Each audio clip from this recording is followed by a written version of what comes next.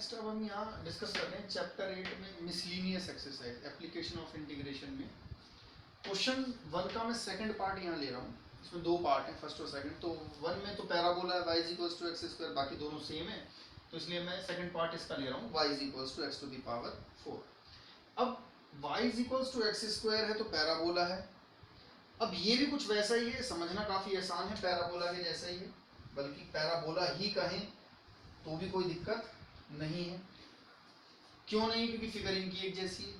तो समझते हैं, अगर मैं यहाँ पर x के प्लेस पर 0 पुट करता हूँ तो y के प्लेस पर भी 0 ही आने वाला है, मतलब ये पॉइंट है। x के प्लेस पर अगर मैंने 1 पुट किया तो y भी 1 हो जाएगा, तो 1, 1 पॉइंट मिलेगा।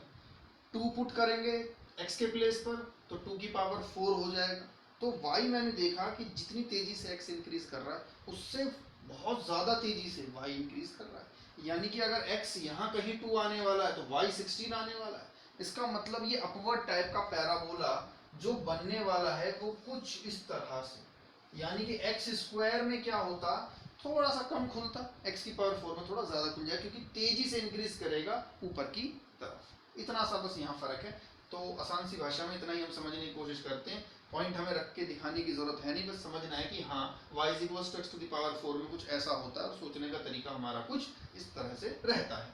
नेक्स्ट है x इज इक्वल्स टू 1। तो x इज इक्वल्स टू 1 एक लाइन हम यहाँ बना देते हैं इस तरह से।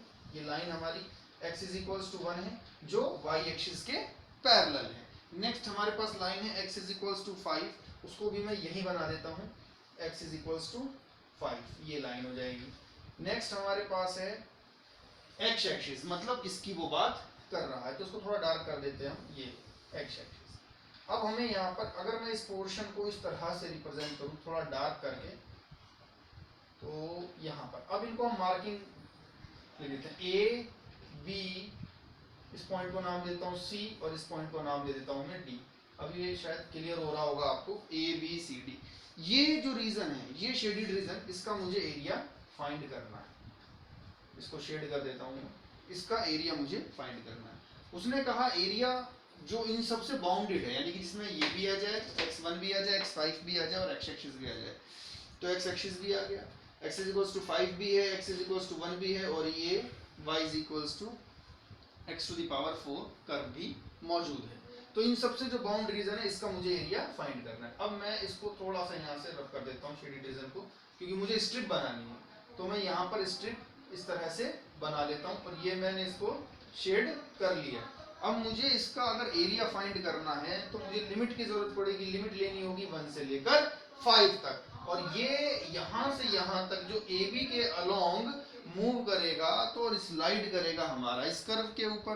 तो लिख लेते हैं अब इस बात को, क्योंकि आसान है तो उसको ज्यादा बड़ी बात नहीं है, सीधा सीधा लिखते हैं area of shaded region A B C D A, इस तरह से जहां से चलना शुरू कर वहां से A B C D A which is equals to, अब यहाँ पर इसके लिए हमें इंटीग्रेट करना है, तो इंटीग्रेट कर लेते हैं। इंटीग्रेशन कहां से कहां तक, 1 से लेकर 5 तक, इंटीग्रेट 1 to 5। अब क्योंकि स्ट्रिप जो है हमारी इस कर्व के ऊपर स्लाइड करेगी, कर्व से हमें y लेना है, y कितना है हमारा x to the power 4 dx। Integration काफी आसान है, x टू दी पावर 4 का हो जाएगा x to the power 5 upon 5, और लिमिट है हमारी 1 to 5। तो upper limit minus lower limit, लेकिन रखने से पहले इस काम करें कि जो डिनोमिनेटर का 5 इसको बाहर ले ले, कांस्टेंट है, तो कैलकुलेशन थोड़ी हमारी आसान हो जाएगी। अब यहाँ पर हम 5 पुट करते हैं तो 5 टू दी पावर 5 आ जाएगा, इस तरह से लिख सकते हैं। नेक्स्ट हम लिख सकते हैं अपर लिमिट माइनस लोअर लिमिट, 1 रखेंगे तो 1 टू दी पावर 5, इसको हम इस तरह से लिख लेते हैं। अब ये कुछ ऐसा हो गया, 1 upon 5, 5 to the power 5 minus 1, 5 to the power 5। अब इस कैलकुलेशन को 5 टू दी पावर 5 को मतलब 5 को 5 बार अगर हम मल्टीप्लाई करें तो उससे बेटर तो ये लग रहा है कि हम इसको इस तरह से लिख लें, 5 to the power 5 upon 5 minus 1 upon 5। अब इससे एक पावर कैंसिल हो जाएगी, ये हो जाएगा 5 to the power 4 minus 1 upon 5, और ये हमें लन भी रहता है, 5 इंटू 5 25, 25 इंटू 25 हो जाएगा 625। तो ये थोड़ा सा यहाँ पर है।